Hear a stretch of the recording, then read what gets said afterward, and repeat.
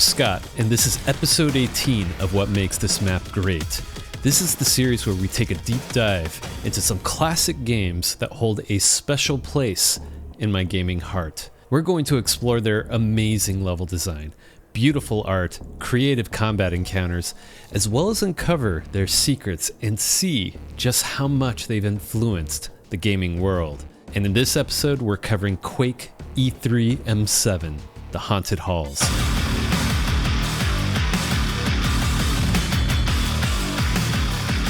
All sources used for this video will be linked down in the description below. Like, sub, do all the YouTube stuff. It is greatly appreciated. Let's get into it.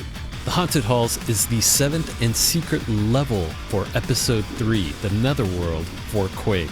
And this map is brought to us by the dude with the mood, American McGee. I know I'm trying to be creative with these designer introductions. Sorry, not sorry. This level has a mix of deadly traps and challenging monster encounters. The real challenge comes with the architecture, mostly consisting of tight and narrow dark corridors with a few large spaces featuring lava. And there are lots of enemies to deal with in these tight spaces. We've got zombies, scrags, ogres, death knights, fiends, and vors. If you're playing on hard or nightmare, you're also going to have to deal with a shamble. But don't worry, there's a few power-ups spread throughout the map in secret areas, and we'll make sure to cover those. To give some context for this point of the player experience in Quake, it all started at the Slipgate Complex, a military base that is home to a machine capable of dimensional travel known as the Slipgate. An evil entity codenamed Quake sends its own forces through from the other side, defeating and turning all soldiers into mindless grunts. Ranger, the lone marine played by you, fights their way through with a mission to defeat this evil force and put an end to Quake. You step through the Slipgate and enter the dimension of the doomed, a realm that is home to old haunted castles and dark underground caverns with monsters beyond our understanding. After conquering every obstacle, Ranger defeats Cathan, the realm's guardian, and obtains the rune of Earth Magic. He discovers that a rune of magical power awaits him at the conclusion of each of Quake's haunted lands. Ranger then proceeds to the realm of black magic, where his fight continues through decaying castles, dark crypts, and ominous mansions. Nothing can stop him. He destroys the Vor sisters and acquires the rune of black magic. The rune whispers dark thoughts into your brain and reveals that the Hell Mother, Shub-Niggurath, is behind all of this. You also learn that once armed with all 4 runes, the gate to Shub-Niggurath's pit will open, and you can face the witch goddess herself in her frightful otherworld cathedral. Ranger continues his mission, travels through the next Slipgate, and hunts for the 3rd rune in the Netherworld, a dark and barren place full of vaults and tombs, primal fear in a strange dimension, which is where our journey takes place. Let's not waste any more time. Let's dive right in. We enter the Haunted Halls. The starting room feels a bit claustrophobic, which is the theme of this entire map. We get an open skylight above, providing a nice soft lighting to this space. The runic textures are tiled nice as well, and I'm a big fan of this riveted texture running along the lower parts of the walls throughout. The sound of mystical winds comes out of the portal behind us, but off in the distance, a subtle ogre can be heard. Slowly go down this tight hallway, and we catch a glimpse of our first combat encounter. Zombies guard a pack of rockets, while an ogre stands on a bridge overhead in this multi-layered room. The hall feels tight, but it has some verticality that guides the eye upwards towards a rafter skylight. The bridge itself has holes to let some light seep through, but still the shadow underneath is dark and contrasts well with the rest of the scene. Makes the zombies really pop out. And there's no rest after this combat encounter. Once you go up the lift and press forward, an invisible trigger opens the door through, revealing a fiend. And in these tight spaces, it makes it tricky to use explosive weapons. While they're unaware, let's rocket these enemies.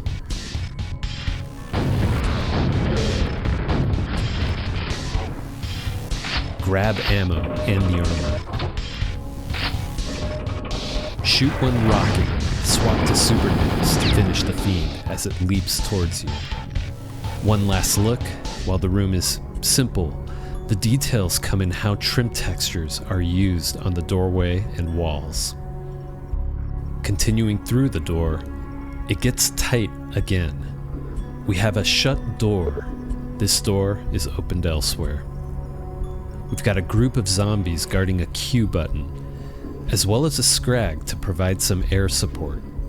Some wonderful verticality helps contrast the tight feel of these haunted halls. A beautiful skylight feature above, as well as additional ogres up top to provide some grenading pressure. This hall provides a good defensive point. Use rockets, maybe some nades, to take out these enemies.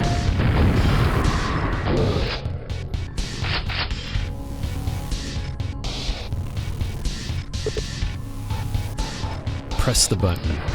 The door opens to reveal our first lava feature. We have a teleporter framed with glowing hot red runes, as well as a sloping bridge flanked by hot lava. The tiling skull texture continues from the prior rooms through here, a nice attention to detail, and the rusted grates help break up the repetition to create some mesh detail work on the surfaces. Get those super nails ready. Going through the teleporter puts you up close with an ogre. Interestingly, it seems to have an invisible blocker holding it back from crossing the bridge. I'm going to take a guess American was maybe trying to be fair with the player and gives you a little bit of distance for this encounter. Thankfully, the health in this small alcove will top you off should you take a nade to the face.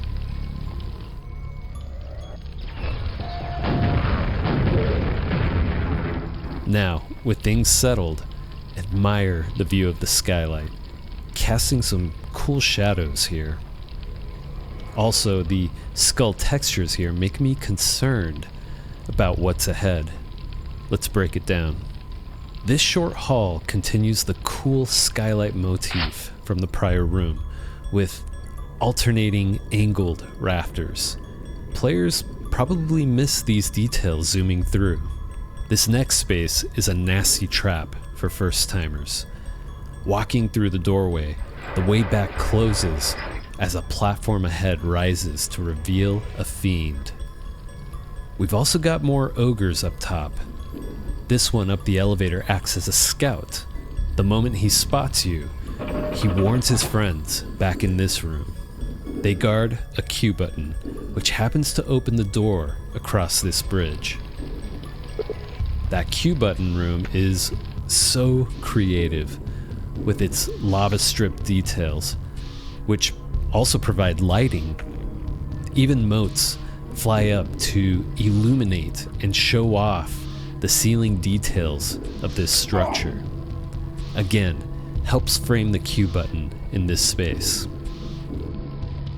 I like to toss a nade or two at the fiend as it's coming up. Double barrel and dodge its leap attacks. Rocket the ogre from below, avoid its nades. Up the elevator, super nails to finish the last two ogres.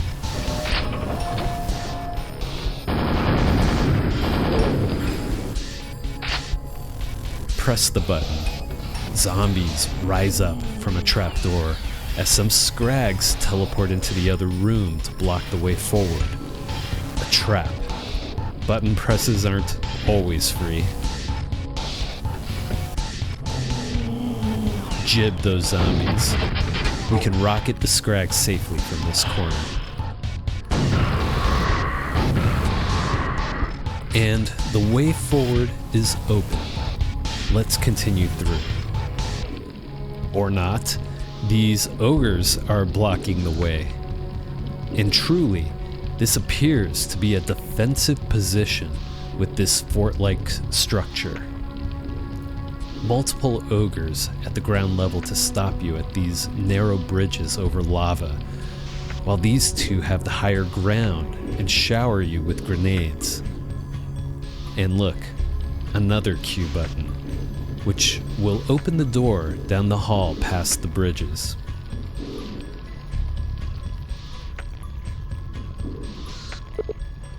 Thankfully, this area not only provides us a yellow armor tucked in this back corner, but observant players should notice one of these rusted grates is not like the others. Shoot it, and we have a quad damage. But wait, there's another secret nearby. The lift leading to the Q button hides a secret under it.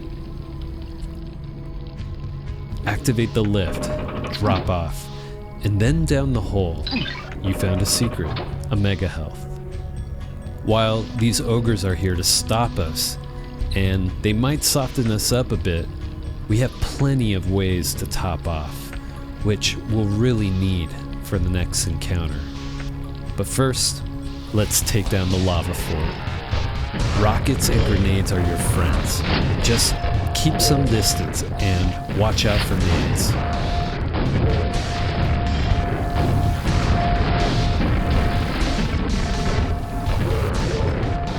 Great. So I like to prepare for the next encounter, saving the mega health in the quad for after I press this button. But let me show you what's coming up. Pressing the button, the door opens down the hall. Going deeper into these haunted halls seems to be getting more dangerous. This three-way bridge spans across this lava room, and it doesn't provide a lot of space to fight on it. Lava lights up the room with torches up high illuminating the ceiling. You'll also notice the way back is shut. Looking around, we see a shootable Q button up high, flanked by rusted grates.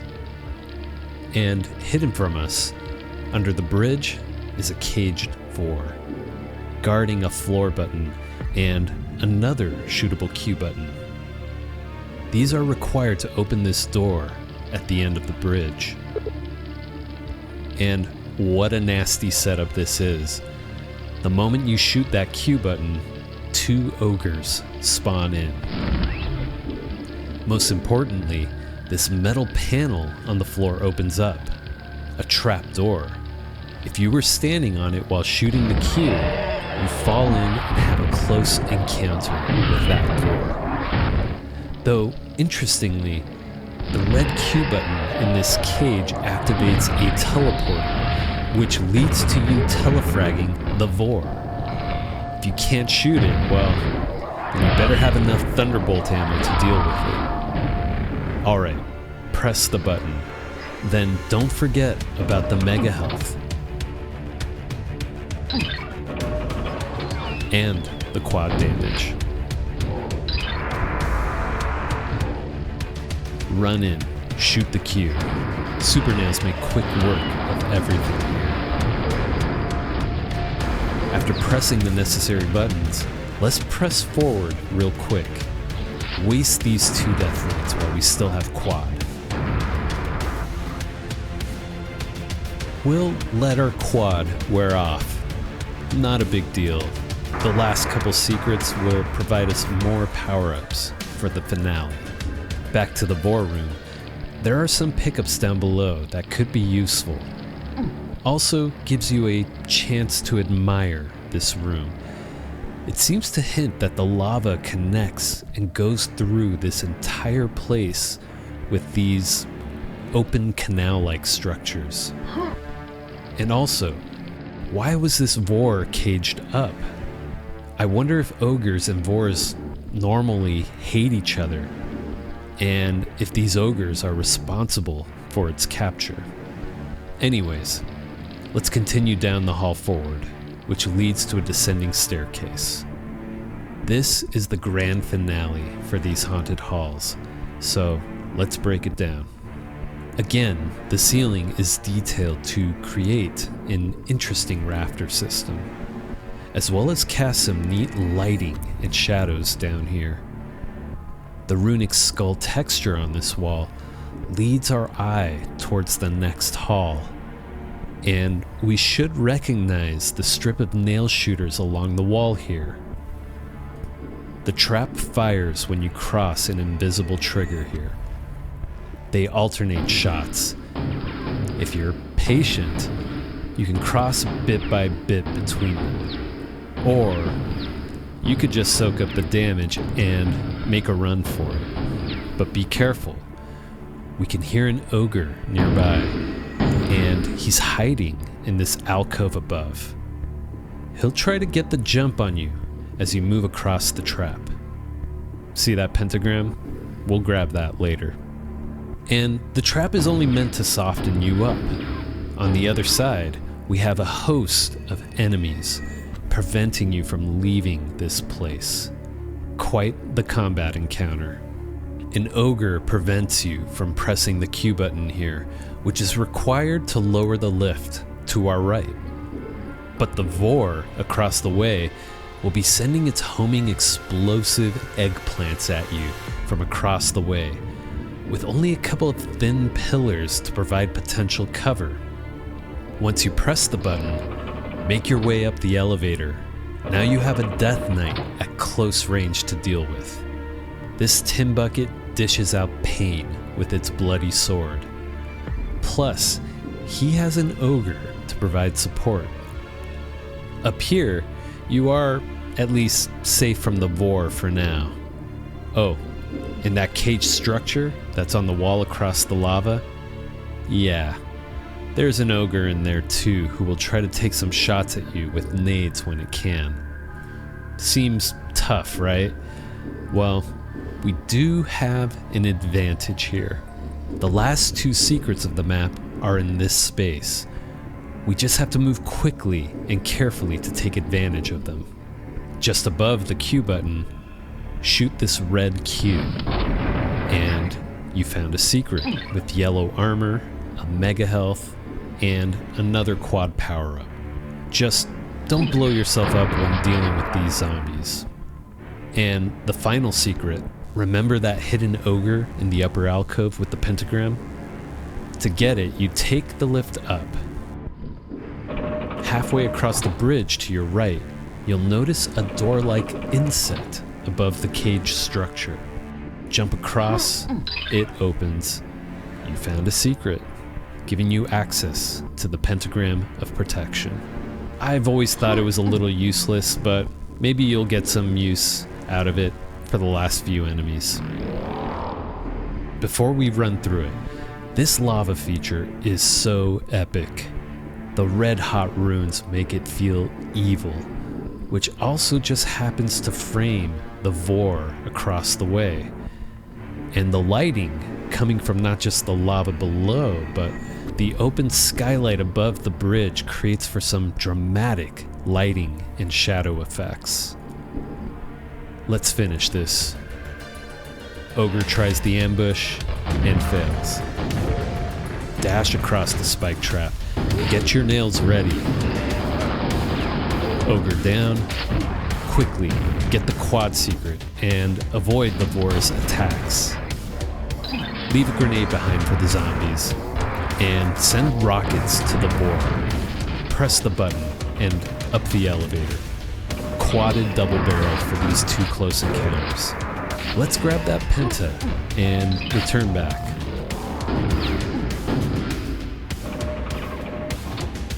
Poor caged ogre. Send a few nades in and finish it. Oh, looks like we get access to its pen. Approach this final door. Another ogre. It's full of nails now. This last hall, a nice send-off. The open rafters only go along one side, Notice the dark shadow on the inside corner, how it contrasts against the lit parts opposite of it. We approach the rune gate at the end of the hall. Searing red-hot runes glow in this dark corner of the haunted halls. And we also have that faint whisper coming from the portal, inviting us in. We step through. Score screen here, showcasing that fun combat encounter with the ogres in the fortress structure. God, I love lava in Quake. We proceed through and find ourselves in the wind tunnels. While the wind tunnel mechanics of this level are creative, it doesn't quite hit the mark, and I don't think this is a great map. So we'll be heading straight into the Chamber of Torment, the grand finale of Episode 3, which we'll cover in a future video.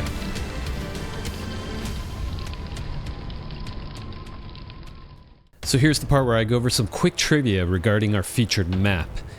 I couldn't find a whole lot in my research, but I came up with a couple, so here we go. This level was referred as AMLEV13 during development. This might hint that it was the 13th map American McGee worked on or created during the development of Quake. If you watch a speedrun of this map, strafe jumping and air control tech is utilized to the maximum. There are tons of moments where speedrunners strafe jump to gain speed, all while sideswiping their mouse to control their movement in the air. The most impressive feat is watching them strafe jump over the final lava pit leading to the exit. Impressive, to say the least. So, what makes E3M7, the Haunted Halls, a great map? Great mood. The map sets a claustrophobic mood right away. It's got soft light peeking through skylights and rafters throughout. There are deep shadows and consistent use of those detailed runic and riveted trim textures everywhere. You've also got tough fights in small spaces.